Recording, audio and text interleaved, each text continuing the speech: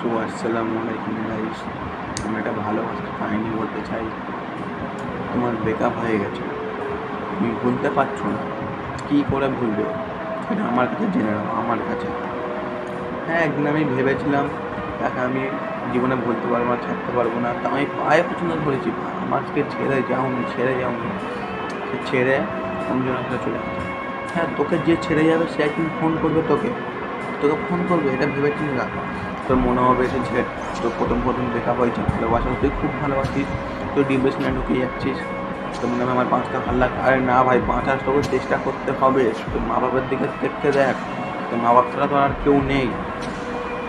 সে যা করুন না, তুই দরকার ওকে বলতে হয় তুই ইনস্টাগ্রাম ডিলিট করে দে।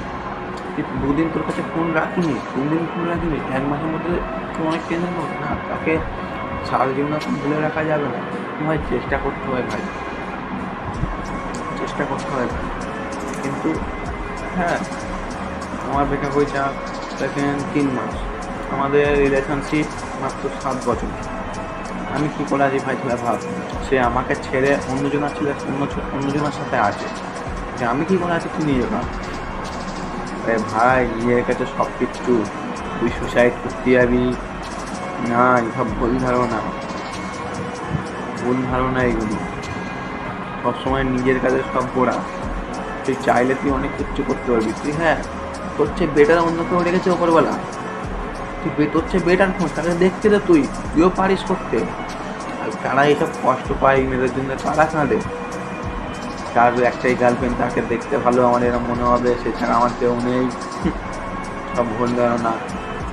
তুই যাকে চাইবি সে তোকে চাইবে না, মনে হবে না তার জন্য সুসাইড করবো, হাতটার জন্য বেকার, এগুলো সব বেকার। আর যদি এই ভিডিওটা যদি ভালো লাগে, আমার কমেন্টে যদি আরও জানাবে ভালোবাসার কাহিনি, তাকে ভোলা যায়। সাবস্ক্রাইব করে রাখো, কমেন্টে জানাও। বাই, আসসালামু আলাইকুম। বাই।